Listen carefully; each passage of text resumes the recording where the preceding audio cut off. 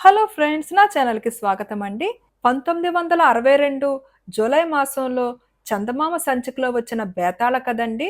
ఈ కథ పేరు మేలు చేసినవాడు. పట్టువదలని విక్రమార్కుడు చెట్టు వద్దకు తిరిగి వెళ్లి చెట్టుపై నుంచి శవాన్ని దించి భుజాన వేసుకుని ఎప్పటిలాగే మౌనంగా శ్మశానం కేసి నడవసాగాడు.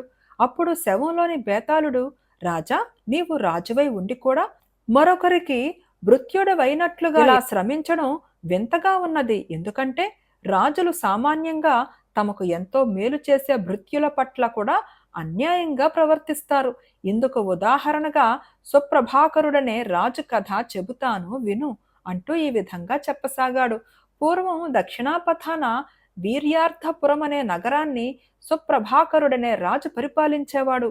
ఇతను తన కింద పనిచేసే వారి పట్ల ఎంతో ఆదరాభిమానాలు కలిగి ఉండేవాడు. కానీ అందరిలోకి ధీరజుడు అనేవాడంటే రాజుకు చాలా ఇష్టం.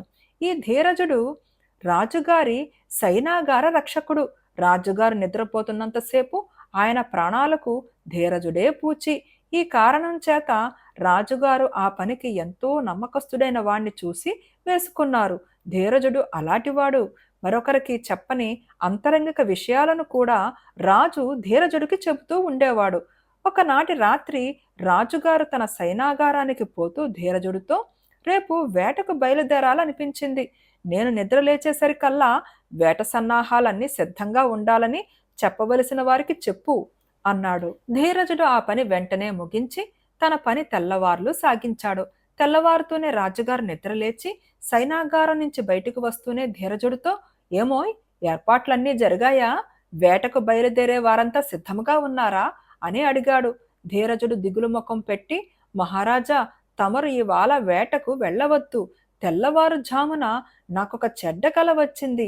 వేటకు వెళ్లే మార్గంలో తమ రథాన్ని లాగే గుర్రాలు బెదిరి దారి తెన్ను చూడకుండా పరిగెత్తినట్టు, రథం చక్రాలు ఊడినట్టు, రథం ఎత్తు నుండి పల్లంలోకి పడిపోయి గుర్రాలు, రథసారథి, రథంలో ఉన్న మనిషి కూడా మరణించినట్టు నాకు కల వచ్చింది. కల నిజమైన అబద్ధమైన తమరి రోజు వేటకు వెళ్లకుండా ఉండటం మంచిది అన్నాడు. ఈ కల నిజమవుతుందో కాదో చూద్దామని రాజుగారు తాను వేట ప్రయాణం మానేసి తన రథాన్ని మాత్రం వేట సిబ్బంది వెంట పంపాడు. ఆ రథంలో మరొక యోధుడెవరో ఎక్కాడు. ధీరజుడి కల అక్షరాలా నిజమయ్యింది. దారిలో గుర్రాలు బెదిరి అతి వేగంగా రథాన్ని ఈడ్చుకుపోయాయి. సారథి వాటిని అదుపులోకి తేలేకపోయాడు. రథం ఒక గట్టు మీదుగా పోతుండగా దాని చక్రాలు ఊడాయి. రథం గుట్టపై నుంచి కిందకి దొర్లి చూర్ణమైపోయింది.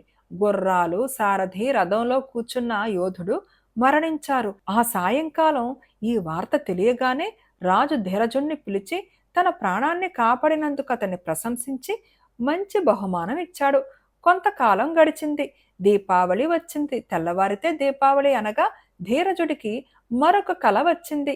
ఆ కలలో కోట గోడ మీద ఉండే బురుజు విరిగి పడిపోవటం ధీరజుడు స్పష్టంగా చూశాడు. ఈ కల కూడా రాజుగారికి సంబంధించినదే. ఎందుకంటే దీపావళి నాటి రాత్రి రాజుగారు ఆ బురుజుపైకి వెళ్లి నగర శోభ చూసి ఆనందిస్తాడు. ఈ విషయం స్ఫురించగానే ధీరజుడు రాజుగారితో, మహారాజా, తమరి రోజు నగరపు దీపోత్సవం చూడటానికి బురుజు ఎక్కవద్దు. ఆ బురుజు విరిగి పడిపోయినట్టు నాకు తెల్లవారుజామున కల వచ్చింది అన్నాడు. రాజుకు ఆశ్చర్యం కలిగింది. కానీ ధీరజుడికి పూర్వం వచ్చిన కల నిజమైంది గనుక ఈసారి కూడా అతని సలహా ప్రకారమే చేద్దామనుకున్నాడు. ఆ రాత్రి ఆయన బురుజెక్కడానికి బదులు నగరపు వీధులు తిరగటానికి బయలుదేరాడు. ఆయన బయలుదేరిన 2 ఘడియల లోపల ఆ బురుజు పెళపెళా రావాలతో కూలి పడిపోయింది. ఆ సమయానికి రాజుగారు బురుజుపై ఉండి నగర శోభను తిలకిస్తుంటారని తెలిసిన పురజనులు రాజుగారికి అపాయం జరిగిందని కూడా అనుకున్నారు. తన ప్రాణాన్ని మరొకసారి కాపాడినందుకు రాజుగారు ధీరజుడికి ఈసారి మరింత గొప్ప బహుమతి ఇచ్చాడు. మరికొంతకాలం గడిచింది. ధీరజుడికి మరొక చెడు కల వచ్చింది. ఎవరో 2 మనుషులు రాజుగారి ఉద్యానవనంలో విహరిస్తున్నారట. వారిలో ఒకడు రాజుగారి అంగరక్షకుడని ధీరజుడు స్పష్టంగానే గమనించాడు. ఆ మనుషులిద్దరూ ఒక సంపంగి పొద వద్ద ఆగి సంపంగి పూల వాసన అనుభవిస్తుండగా ఒక పాము బుస్సున బయటకు వచ్చి రెండో మనిషిని కాటువేసింది. ఆ మనిషి గిలగిలా తన్నుకుని అక్కడే ప్రాణం విడిచాడు. కల ముగిసినాక ధీరజుడికి ఆ రెండో మనిషి రాజుగారే అయి ఉండవచ్చును అన్న అనుమానం కలిగింది. ఆ సాయంకాలం రాజుగారు తన అంగరక్షకుడు వెంట ఉద్యానవనానికి బయలుదేరుతున్నట్టు తెలియగానే ధీరజుడు తనకు తెల్లవారుజామున వచ్చిన పీడకలను జ్ఞప్తికి తెచ్చుకుని ఈ రోజు తమరు ఉద్యానానికి వెళ్ళవద్దు అని హెచ్చరించి తన కల విన్నవించాడు.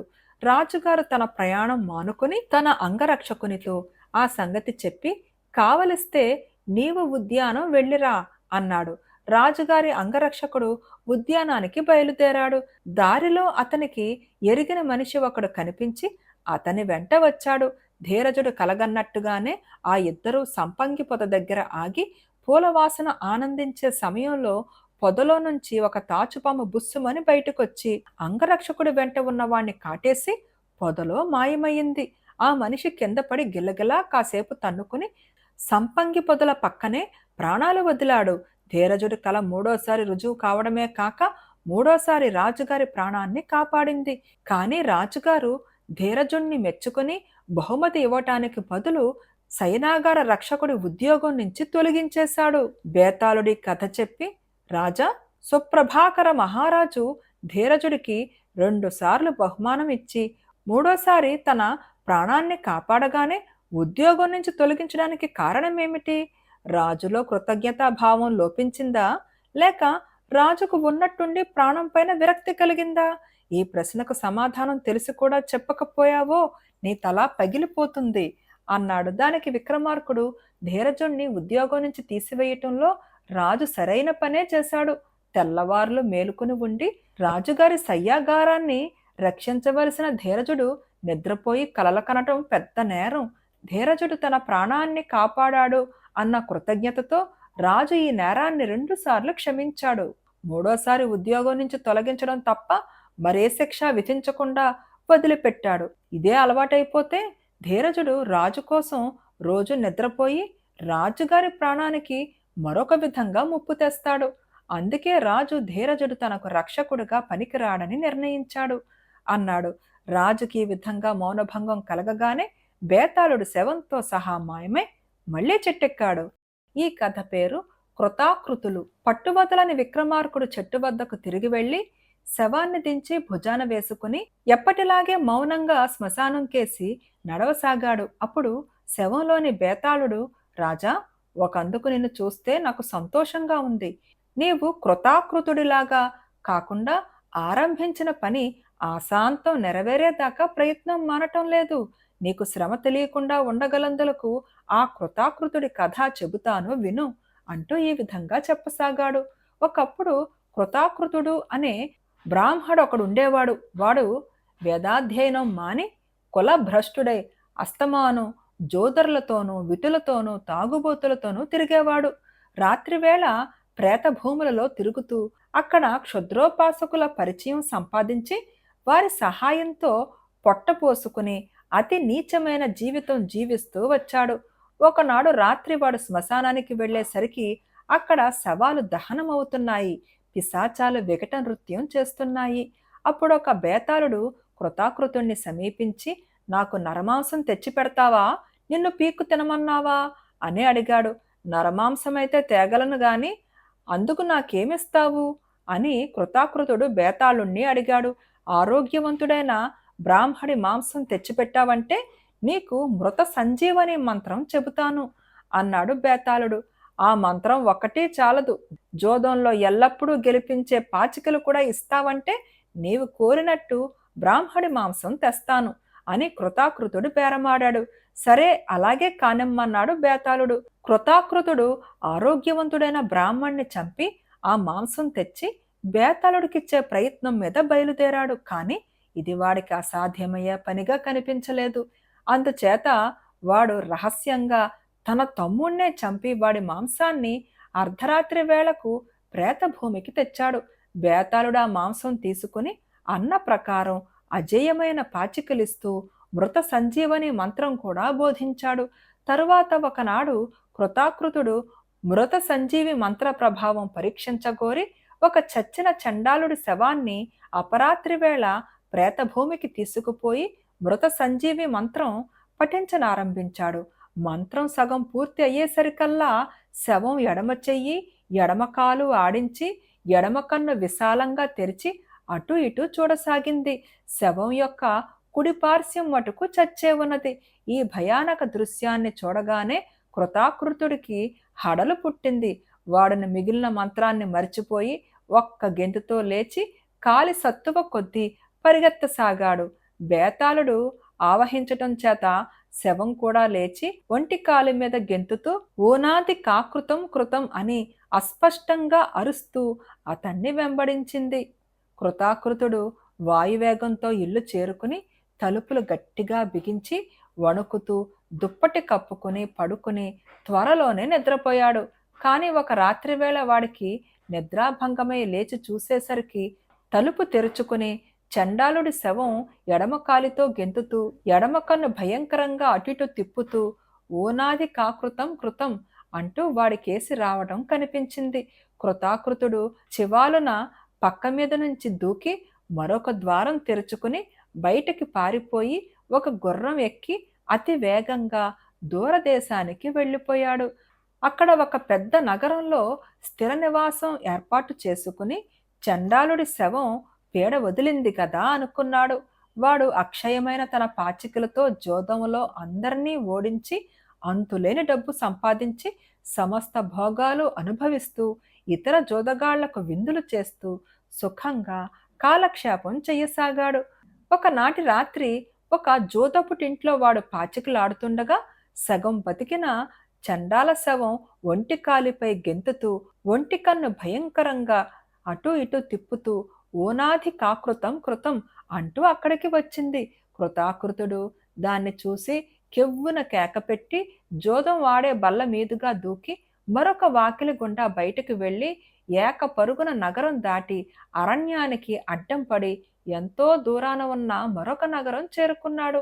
అక్కడ జోదపటింట్లో ఉన్న వాళ్ళందరూ ఆ భీకర దృశ్యం చూసి గుండెలవిసి చచ్చారు.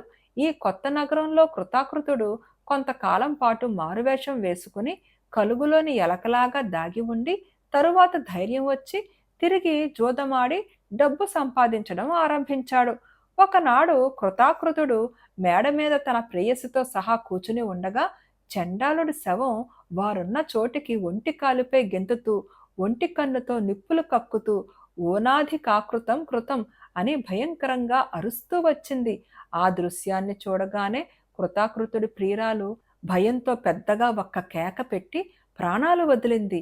శవం నుంచి తప్పించుకోవటానికి కృతాకృతుడు మేడ మీద నుంచి వీధిలోకి దూకి తాను కూడా ప్రాణాలు వదిలాడు. బేతాళుడు ఈ కథ చెప్పి, రాజా, నాకొక సందేహం.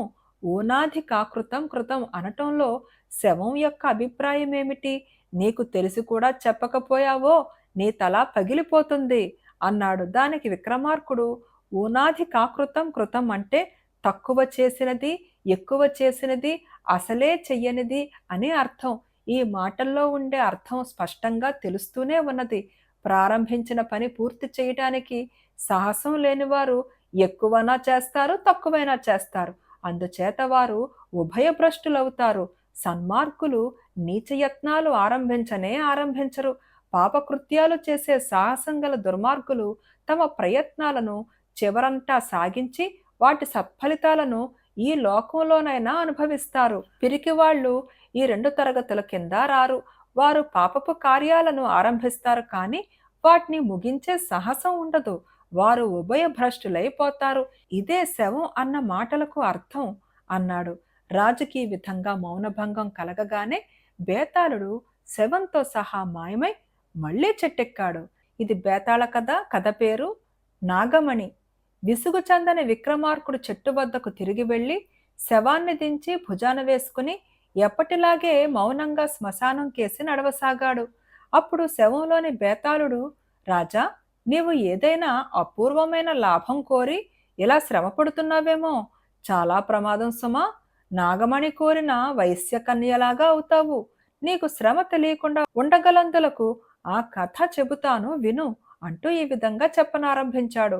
ఒక నగరపు ప్రాకారం వెలుపల ఒక పవిత్రమైన మర్రి చెట్టుండేది. దాని అడుగున త్వరలో ఒక తాచుపాము ఉండేది. ప్రతి ఉదయము ఆ పాము త్వరలో నుంచి బయటకు వచ్చి చెట్టుకు సమీపంగా ఎండలో చుట్టు చుట్టుకుని పడుకునేది. నగర ప్రజలు భక్తితో ఆ పాముకు పాలు, ఇతర ఆరగింపులు తెచ్చి పెట్టేవారు. ఆ నగరంలోనే మహాధనికుడైన రత్నవర్తకుడు ఉండేవాడు. ఆయనకు అందగత్తె అయిన కుమార్తె ఉండేది. ఆమెకు రత్నాలంటే అమిత ప్రీతి. అందుచేత ఆమె అంతులేని రత్నాలను పోగు చేసి వాటిని చూసి మురిసిపోతూ ఉండేది. అయినా ఆమెకు సంతృప్తి లేదు. ఎందుచేతనంటే ఆమె దగ్గర ఎన్నో మణులు ఉన్నప్పటికీ వాటిలో నాగమణి లేదు. నాగమణి ఉత్తమ జాతి పాముల తలలపై ఉంటుంది. అటువంటి నాగమణిని తలుచుకున్నప్పుడల్లా రత్నవర్తకుడి కుమార్తెకు తన వద్ద ఉన్న మణులన్నీ వట్టి గాజు ముక్కలు అనిపించేది. ఆమె ఆమె మనస్సు తనకు లభ్యం కాని నాగమణి కోసం తహతహలాడిపోయేది. ఇలా ఉండగా ఆమె ఒకనాడు ఊరి బయట ఊరి వెలుపల ఉండే పామును గురించి విన్నది. అది దేవసర్పం. దాని పడగపైన మణి ఉంటుంది. అది విచ్చలవిడిగా పగటివేళ తన త్వరలో నుంచి బయటకు వచ్చి ఎండలో చుట్ట చుట్టుకుని పడుకుంటుంది. భక్తిగల వారు దానికి పాలు కూడా పోస్తారు. వర్తకుడి కూతురు నాగమణి మీద లోభంతో ఒక తక్కువ జాతివాణ్ణి పిలిచి, రాత్రివేళ నీవు ఊరి వెలుపల ఉండే మర్రి చెట్టు వద్దకు వెళ్ళి పామును చంపి దాని నెత్తిన ఉండే మణిని తీసుకురా, మంచి బహుమానం ఇస్తాను అన్నది. వాడు అలాగే చేసి నాగమణిని తెచ్చి వర్తకుడు కుమార్తెకిచ్చాడు. నాగమణి చేతికి అందగానే ఆమె తన జన్మ తరించినట్టు భావించి ఇతర మణులను లెక్క చేయక ఈ నాగమణిని తన పాపిటి బొట్టుగా ధరించసాగింది. తన జాతికి చెందిన సర్పం హత్య అయినట్టు విని నాగరాజైన వాసుకి మండిపడి ఈ హత్యకు ప్రతిక్రియ జరప నిర్ణయించుకున్నాడు. అతను మనిషి రూపం ధరించి ఆ నగరానికి వచ్చాడు. ఆ నగరంలో ఆచూకీ తీయగా ఫలాని రత్నవర్తకుడు కుమార్తె వద్ద నాగమణి ఉన్నదని తెలియవచ్చింది. అప్పుడు వాసుకి తాను కూడా రత్నవర్తకుడు వేషం ధరించి అందగాడైన యువకుడుగా తయారై రత్నవర్తకుడి ఇంటి పరిసరాలలో ఒక ఇల్లు అద్దెకి తీసుకుని మహావైభవంగా జీవిస్తూ కనిపించిన వారినల్లా ఆహ్వానించి బ్రహ్మాండంగా విందులు చేస్తూ నేను రత్న వ్యాపారం చేస్తూ దేశదేశాలు తిరిగాను అని అందరితోనూ అన్నాడు. క్రమంగా వాసుకితో రత్నవర్తకుడికి కూడా పరిచయం అయింది. ఆ యువకుడు సిరి సంపదలు ఔదార్యము చూసి రత్నవర్తకుడు ముగ్ధుడైనాడు. తరువాత వాసుకి రత్నవర్తకుడికి ఎన్నో రత్నాలు బహుమానంగా ఇచ్చి చిట్ట చివరికి మీ అమ్మాయిని నాకిచ్చి పెళ్లి చెయ్యండి అని కోరాడు. మూడు లోకాలు గాలించినా తనకు ఎంతకంటే మంచి అల్లుడు దొరకడం అసంభవము అనుకుని రత్నవర్తకుడు సరేనన్నాడు. వర్తకుడి కుమార్తె తనకు భర్త కాబోయే యువకుడి ఘనతను గురించి అదివరకే విని ఉన్నది. ఆమె అతన్ని కిటికీలో నుంచి చూసి ఆనంద పారవస్యంలో మునిగిపోయి అతనికి భార్య అయితే తాను తరించినట్టే అనుకున్నది. రత్నవర్తకుడు తన కుమార్తెకు పెళ్లి ముహూర్తం నిశ్చయించి భారీ ఎత్తున పెళ్లి ప్రయత్నాలు ఆరంభించాడు. వాసుకి పెళ్లి కూతురికి విడవకుండా రోజు బొట్టడేసి రత్నాలు బహుమానంగా పంపుతూ వచ్చాడు. వాటిని చూసి పెళ్లి కూతురికి మతే పోయేది. అనుకున్న ప్రకారం పెళ్లి వైభవంగా జరిగింది. భార్యాభర్తలను గదిలోకి పంపారు. రాత్రి గడిచింది. మర్నాడు తెల్లవారుజామున నూతన దంపతులను మేల్కొలపటానికి మంగళతూర్యాలు వాయించారు. జాము పొద్దెక్కినా గదిలో నుంచి పెళ్లి కూతురు గాని పెళ్లి కొడుకు గాని బయటికి రాలేదు. వర్తకుడు బంధువులు కంగారు పడి గది తలుపులు పగలగొట్టి లోపల ప్రవేశించి చూసేసరికి పెళ్లి కూతురు పక్క మీద చచ్చిపడి ఉన్నది. ఆమె శరీరం పైన 2 సన్నటి కాట్లున్నాయి. పెళ్లి కొడుకు జాడ అసలే లేదు. కాని తలుపు పగలగొట్టగానే గదిలో నుంచి ఒక నల్లటి పాము గబగబా బయటకు వెళ్ళిపోవడం కనిపించింది.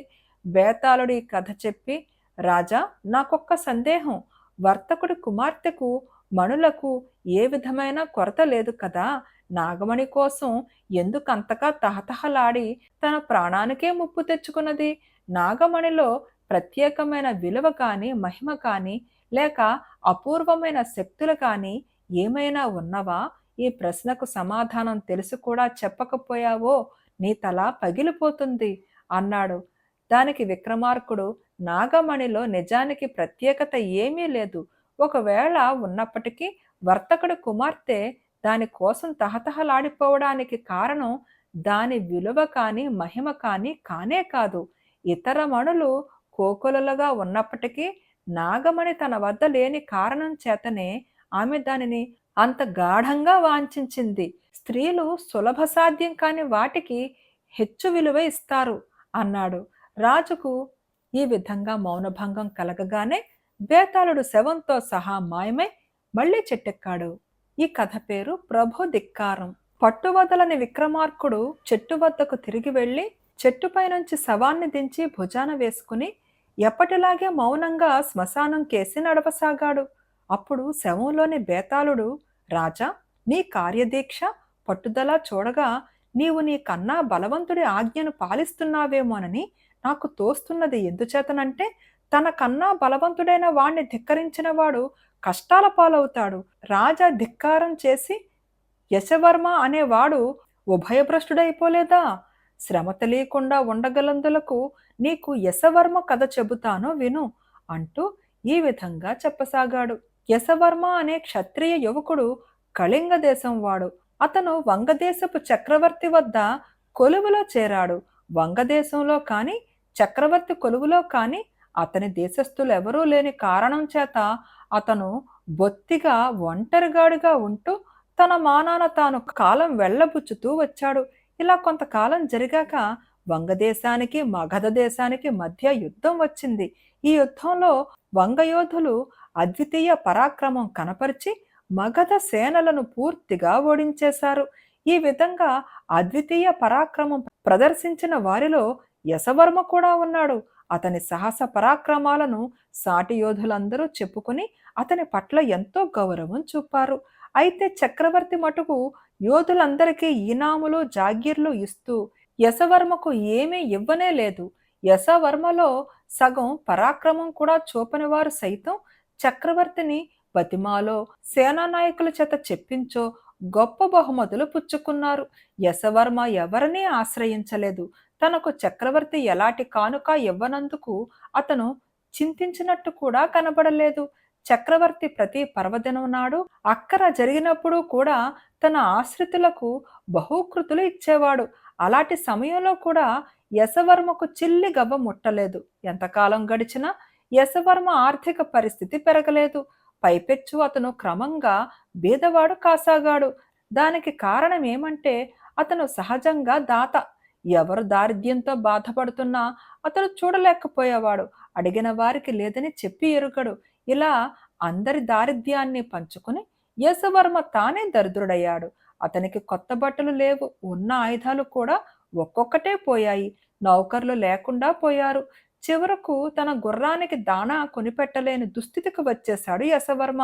ఆ గుర్రాన్ని మేపటానికి గాను అతను వీలు చిక్కినప్పుడల్లా వాహ్యాళి నెపం మీద నదీ తీరానికి వెళ్ళి ఏ చెట్టు కిందనో విశ్రాంతి తీసుకుని అక్కడి గడ్డిని మేయటానికి గుర్రాన్ని వదిలేవాడు.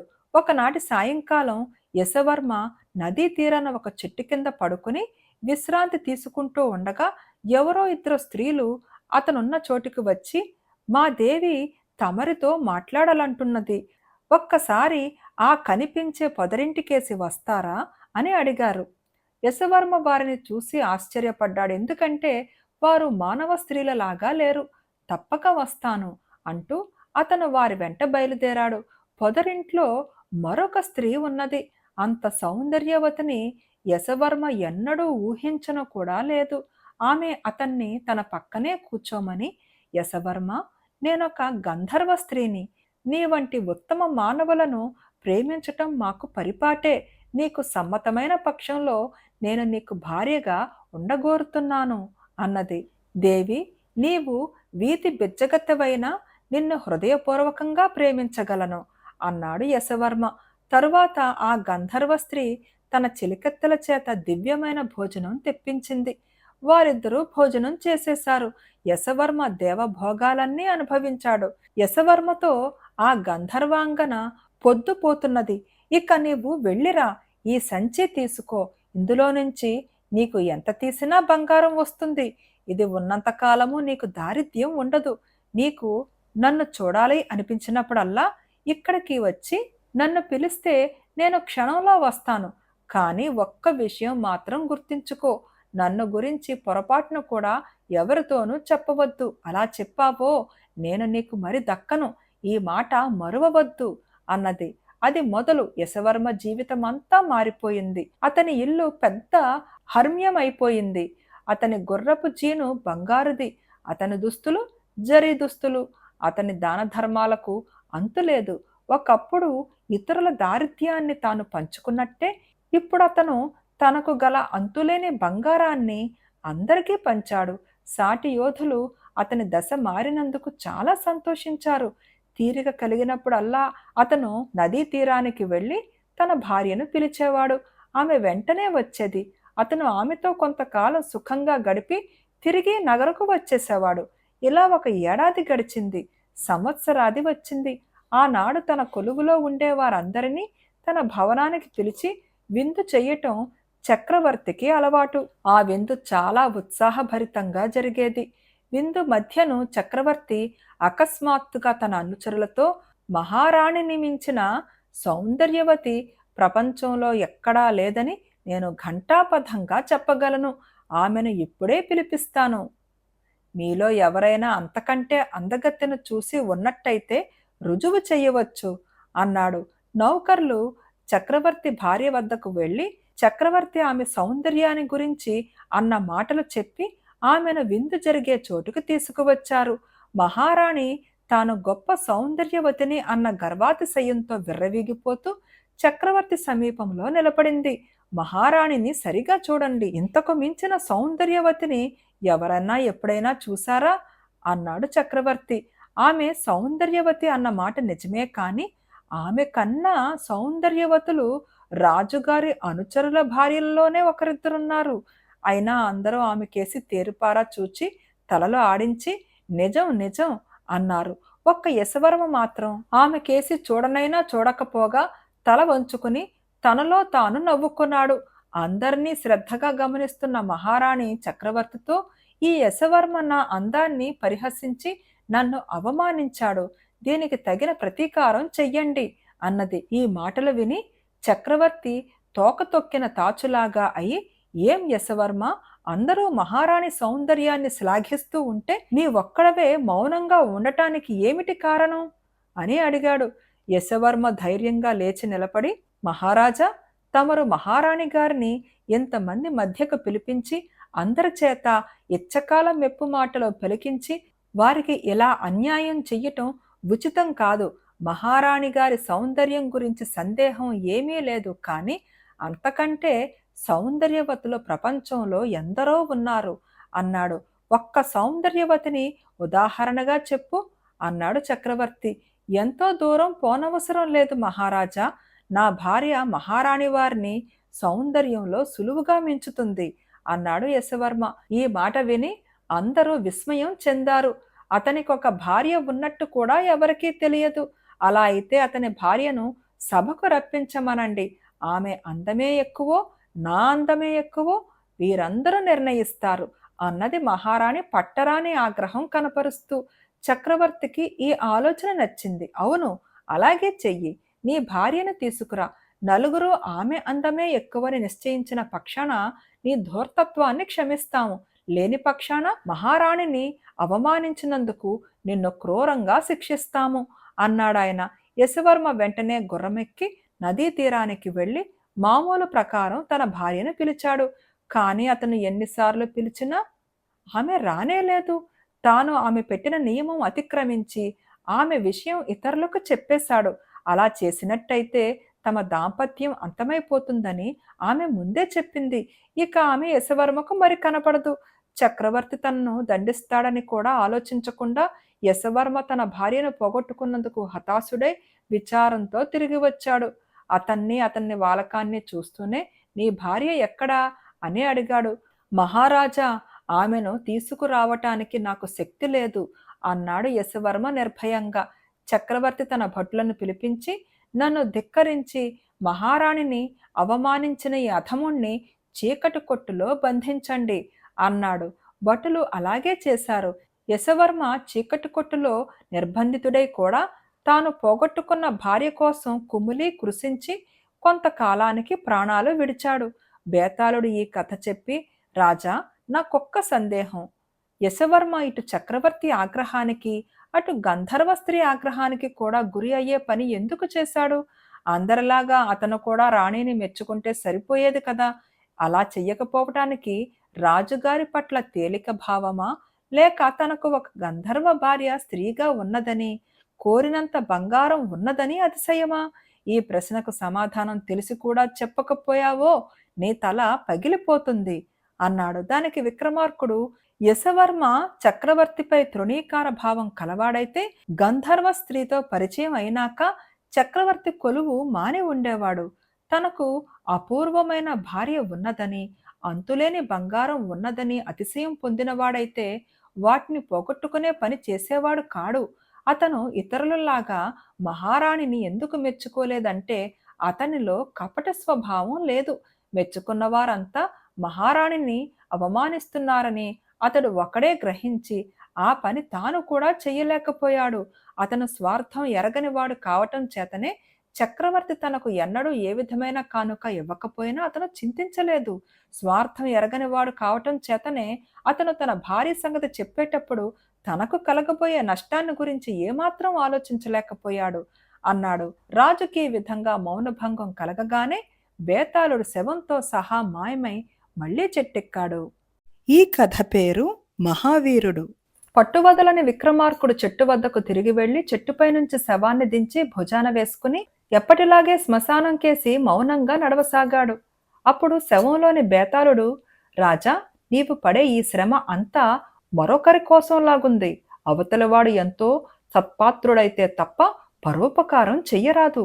అలా చేసినందువల్ల అపాయమే కలుగుతుంది కానీ ప్రయోజనం ఏమీ ఉండదు. ఇందుకు తార్కాణంగా నీకు మహావీరుడి కథ చెబుతాను విను అంటూ ఇలా చెప్పసాగాడు. పూర్వం గౌడదేశంలో మహావీరుడు అనే క్షత్రియ యువకుడు ఉండేవాడు. అతని బల శౌర్య పరాక్రమాలు సాటిలేనివి. అందుకే అతను బాలుడుగా ఉండగానే అనేక మంది రాక్షసులను సంహరించాడు. అతని వద్ద అదృశ్య ఘటిక ఒకటి ఉండేది. దానిని తలపై ఉంచుకుంటే అతను అదృశ్యంగా ఉండేవాడు. ఈ ఘటికను అతనికి యక్షులు ప్రసాదించారు. అతని కీర్తి అంగవంగ కళింగ దేశాలు బ్రహ్మదేశము దాటి నలుమూలలా విస్తరించింది. యుక్త వయసు రాగానే మహావీరుడు పెళ్లాడ నిశ్చయించాడు. పాటలీపుత్ర రాజైన చిత్రగుప్తుడికి సులోచన అనే చెల్లున్నది. ఆమె సాటిలేని సౌందర్యవతి అని విని మహావీరుడు ఆమెను పెళ్లాడ నిశ్చయించుకుని పాటలీపుత్రానికి బయలుదేరి వెళ్ళాడు. అతని కీర్తి ప్రతిష్టలను గురించి అదివరకే విని ఉండటం చేత చిత్రగుప్తుడు మహావీరుడికి రాజోచితమైన ఆతిథ్యం ఇచ్చి ఇష్టం వచ్చినంత కాలం తమ రాజధానిలో ఉండమన్నాడు. మహావీరుడు సంతోషంగా ఇందుకు ఒప్పుకున్నాడు.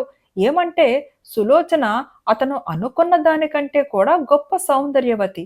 ఆమెను చూసిన మీదట ఆమెనే పెళ్లాడాలన్న నిశ్చయం అతనిలో మరింత బలపడింది. మహావీరుడు పాటలీపుత్ర నగరంలో 1 ఏడాది ఉన్నాడు. చిత్రగుప్తుడికి అతనికి మంచి స్నేహం కూడా ఏర్పడింది. అయినా మహావీరుడు తన మనసులోని కోరిక చిత్రగుప్తుడికి చెప్పలేదు.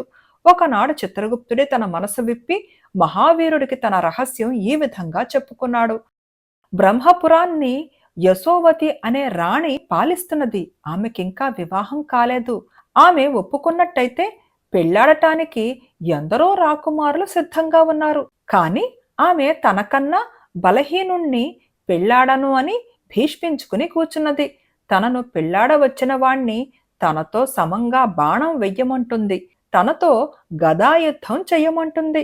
ఓడిపోతే శిరచ్ఛేదం చేయిస్తుంది.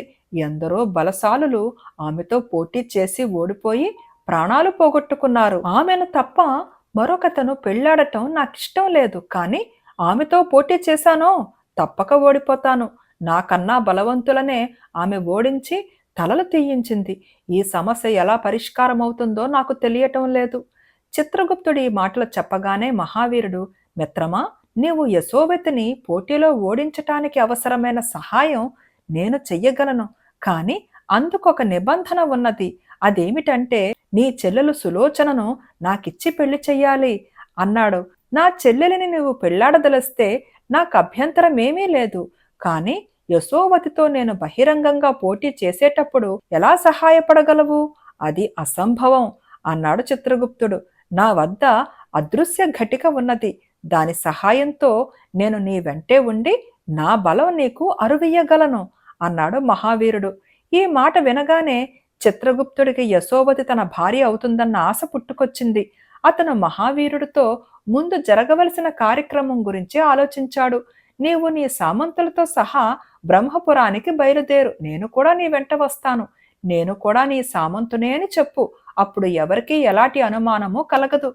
యశోవతిని జయించటానికి నీవు ఒక సామంతుడి సహాయం అర్థిస్తావని ఎవరూ తలచరు అన్నాడు మహావీరుడు. ఆ ప్రకారమే చిత్రగుప్తుడు కొద్దిమంది సామంతులను మహావీరుణ్ణి వెంటబెట్టుకుని బ్రహ్మపురం వెళ్లి రాణి యశోవతికి తాను వచ్చిన పని తెలియపరిచాడు. యశోవతి చిత్రగుప్తుడికి పోటీ నియమాలు తెలిపి మర్నాడు అతనితో పోటీ చెయ్యటానికి ఏర్పాటు చేసింది. మర్నాడు చిత్రగుప్తుడు తన అనుచరులతో సహా పోటీ జరిగే చోటికి వెళ్ళాడు. అక్కడికి రాణి యశోవతి కూడా తన ఆయుధాలతో సహా వచ్చింది. పోటీ ఆరంభం కాక పూర్వమే మహావీరుడు తనకు ఒంట్లో బాగాలేదని వంకపెట్టి బసకు బయలుదేరాడు. దారిలో ఒక నిర్జన ప్రదేశంలో అతను అదృశ్య ఘటిక ధరించి ఎవరికీ కనబడకుండా పోటీ జరిగే చోటికి వచ్చి చిత్రగుప్తుడు భుజం తట్టి సంకోచించకు, నీకు గెలుపు తప్పదు అని రహస్యంగా చెప్పాడు. యశోవతి వద్ద ఒక దృఢమైన విల్లున్నది. ఆమెను పెళ్లాడేవాడు ఆ వింటికి బాణం సంధించి బలం కొద్దీ లాగి విడవాలి. యశోవతి విడిచిన బాణం కన్నా పోటీదారు విడిచే బాణం ఎక్కువ దూరం వెళితేనే ఆమె ఓడినట్టు. యశోవతి ఎక్కుపెట్టని విల్లును బాణాన్ని చిత్రగుప్తుడికిచ్చి, మీరు ఈ వింటితో ఈ బాణాన్ని ఎంత దూరం వేస్తారో వెయ్యండి అని చిత్రగుప్తుణ్ణి అడిగింది. చిత్రగుప్తుడు ఆ వింటికి తాడు తగిలించడానికి కూడా ఇబ్బంది పడి ఉండేవాడే. కాని అదృశ్యంగా ఉన్న మహావీరుడు వింటిని వంచడానికి సహాయపడితే అతను సులువుగా తాడు తగిలించాడు. తరువాత బాణం ఎక్కుపెట్టి లాగేటప్పుడు కూడా చిత్రగుప్తుడితో పాటు మహావీరుడు కూడా లాగాడు. వారిద్దరూ కలిసి లాగి విడిచిన బాణం చాలా దూరాన వెళ్ళిపడింది. యశోవతి వేసిన బాణం అంత దూరం వెళ్ళలేకపోయింది. యశోవతికి ఆగ్రహము ఆశ్చర్యము కూడా కలిగాయి. తరువాత ఇద్దరు గదాయుద్ధానికి ఉపక్రమించారు. ఇందులో కూడా మహావీరుడి అదృశ్యహస్తం చిత్రగుప్తుడి చేతిలోని గదను పట్టుకున్నది. క్షణం లోపలనే చిత్రంగా యశోవతి చేతిలోని గద ఎగిరిపోయి అంత దూరాన పడింది. యశోవతి పూర్తిగా ఓడిపోయింది. అందరూ కలిసి రాజభవనానికి వెళ్లారు. మహావీరుడు తిన్నగా అక్కడికి వెళ్ళి ఏమీ ఎరగని వాడిలాగా యశోవతిని పోటీ పూర్తి అయిందా, ఎవరు గెలిచారు అని అడిగాడు. మీ రాజుగారే గెలిచారు అన్న మాట ప్రకారం నేనాయనను పెళ్లాడబోతున్నాను అన్నది యశోవతి. బ్రహ్మపురంలోనే యశోవతికి చిత్రగుప్తుడికి వివాహమయ్యింది.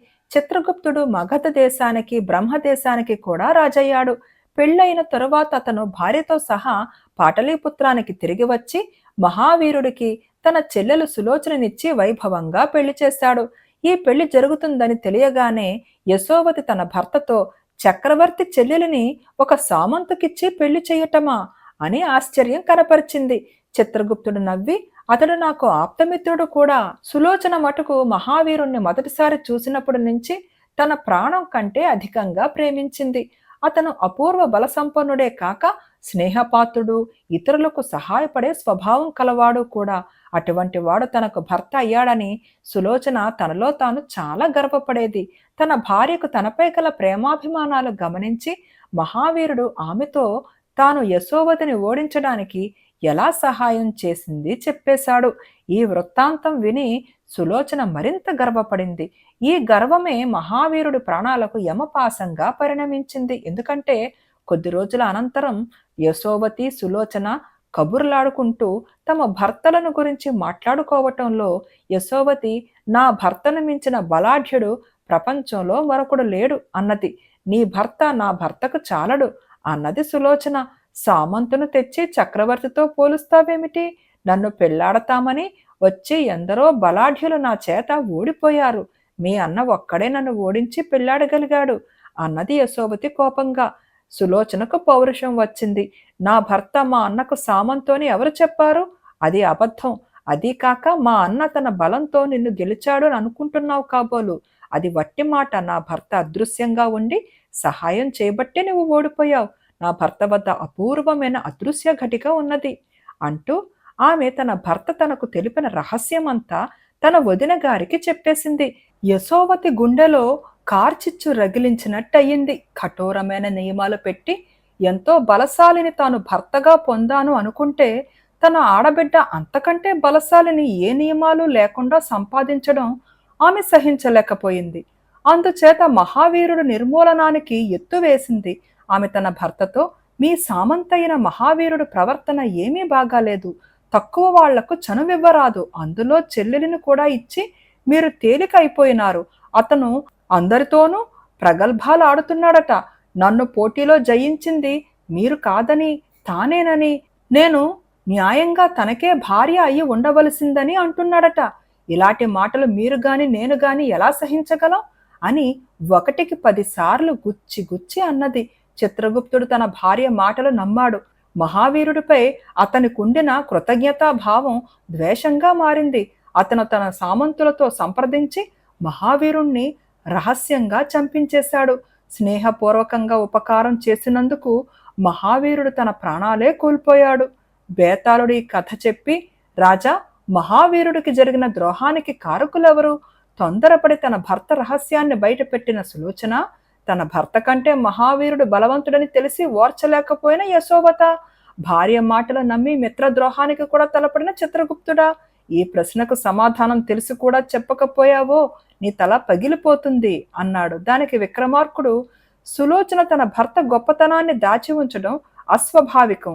భర్తను ప్రేమించిన ఏ భార్య కూడా తన భర్తను ఇతరులు తక్కువ చేసి మాట్లాడుతూ ఉంటే చూస్తూ ఊరుకోలేదు. కనుక ఆమె తన భర్త రహస్యం వెల్లడించింది. అందుచేత ఆమె నిర్దోషి. యశోవతి కూడా నిర్దోషి అనే చెప్పాలి. ఎందుకంటే ఆమె సులోచన చెప్పిన రహస్యాన్ని నమ్మనైనా నమ్మాలి, లేదా మహావీరుడు తన భార్యతో అబద్ధం చెప్పాడు అయినా అనుకోవాలి. తన భర్త తనను వంచాడు అనుకోవటం ఇష్టం లేక ఆమె మహావీరుడు అబద్ధం ప్రచారం చేశాడనే నిర్ణయానికి వచ్చింది. ఇక చిత్రగుప్తుడు తన భార్యకు నిజం చెప్పి ఆమె ఆగ్రహానికి పాత్రుడైనా కావాలి, లేదా మహావీరుణ్ణి తుదముట్టించి ఆమెకు తృప్తి అయినా కలిగించాలి. అన్యాయంగా సాధించుకున్న భార్యను అతను న్యాయం కోసం త్యాగం చేయడం అస్వాభావికమే. అసలు దోషి మహావీరుడే. అతడు తన రహస్యాన్ని తన భార్యకు చెప్పి ఉండరాదు. అలా చెప్పటం వల్ల అతను సాధించినది ఏమీ లేదు, ప్రాణాలు పోగొట్టుకోవడం తప్ప అన్నాడు. రాజుకు ఈ విధంగా మౌనభంగం కలగగానే బేతాళుడు శవంతో సహా మాయమై మళ్లీ చెట్టెక్కాడు. కథ పేరు వ్యర్థ ప్రయాస. పట్టువదలని విక్రమార్కుడు చెట్టు వద్దకు తిరిగి వెళ్లి చెట్టుపై నుంచి శవాన్ని దించి భుజాన వేసుకుని ఎప్పటిలాగే మౌనంగా శ్మశానం కేసి నడవసాగాడు. అప్పుడు శవంలోని బేతాళుడు, రాజా, నీ వ్యర్థ ప్రయాస చూస్తూ ఉంటే నాకు భీమసేన మహారాజు జ్ఞాపకం వస్తున్నాడు.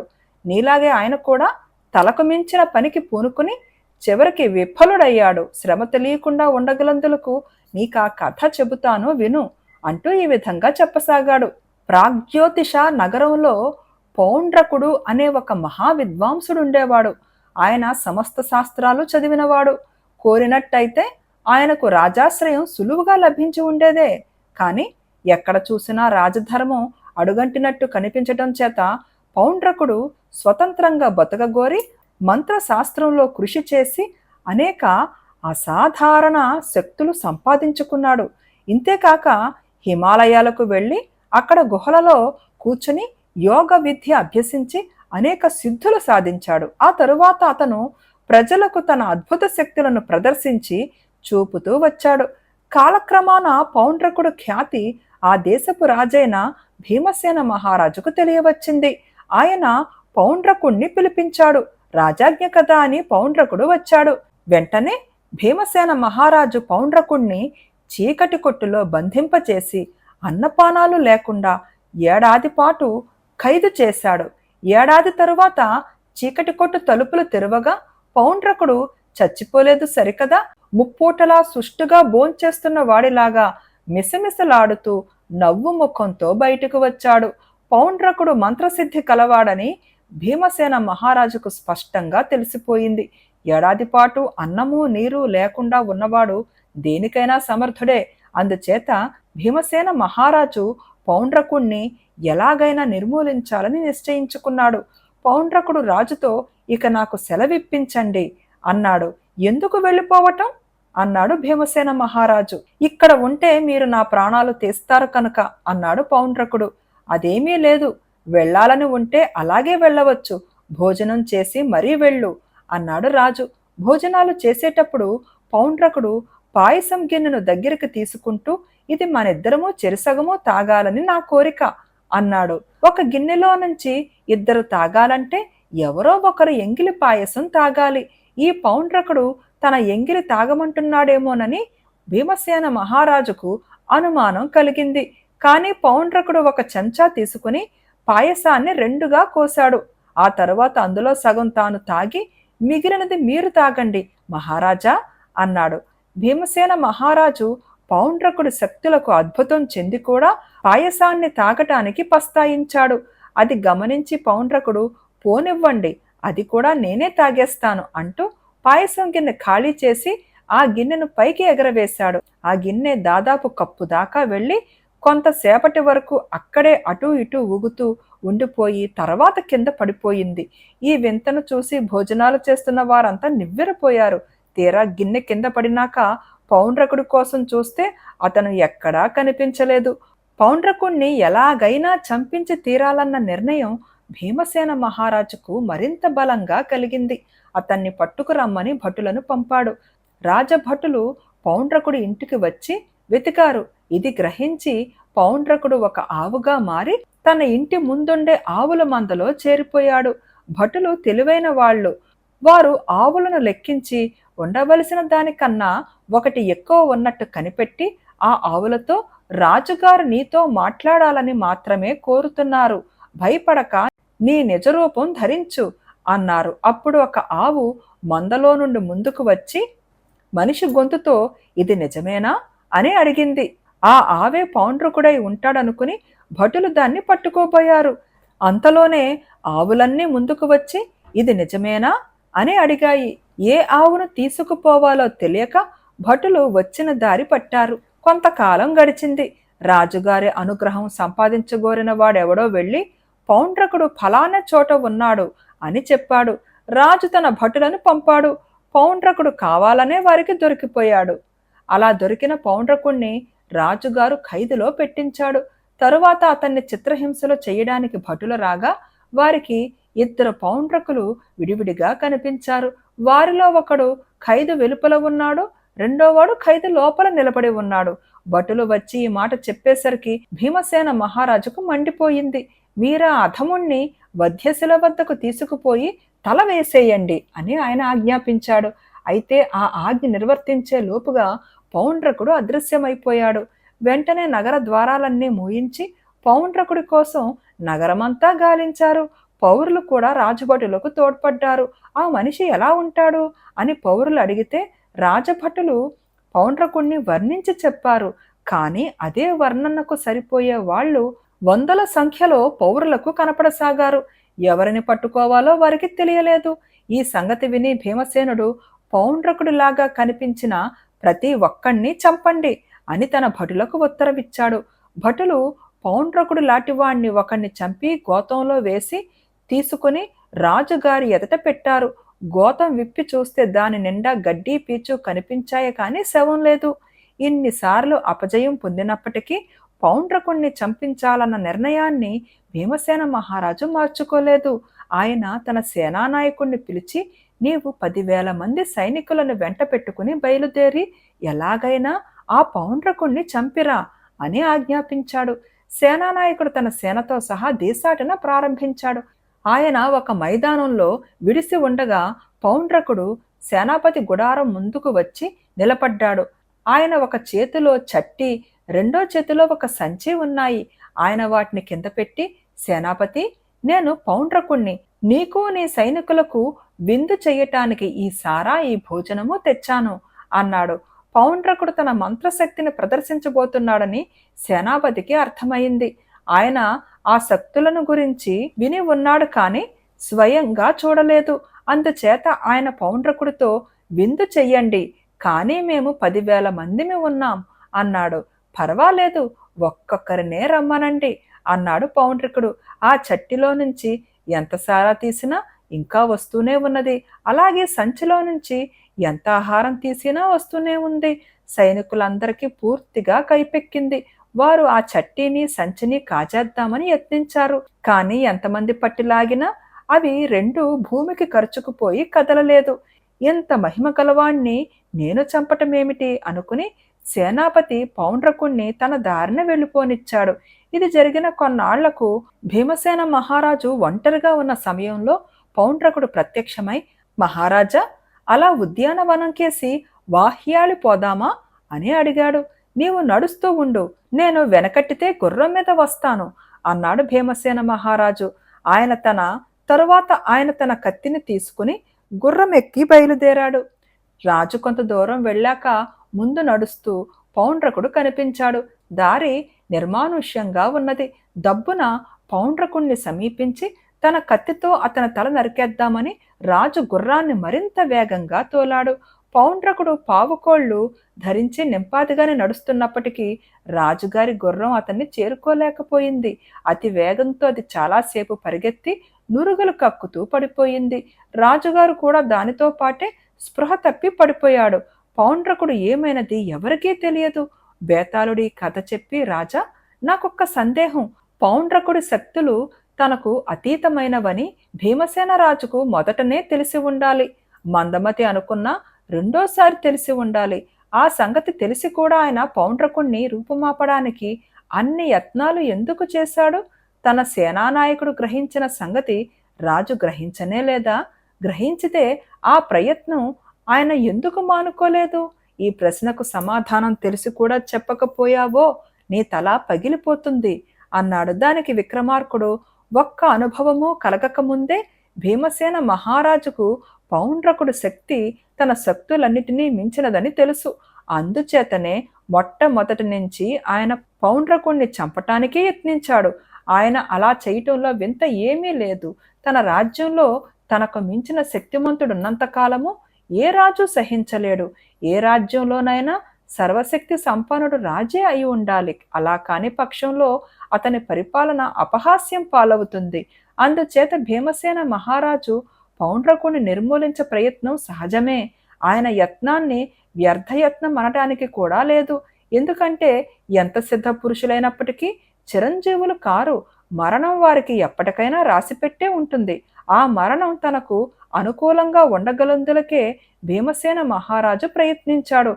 అందులో కూడా తప్పేమీ లేదు అన్నాడు. రాజుకు ఇలా మౌనభంగం కలగగానే బేతాళుడు శవంతో సహా మాయమై మళ్లీ చెట్టెక్కాడు.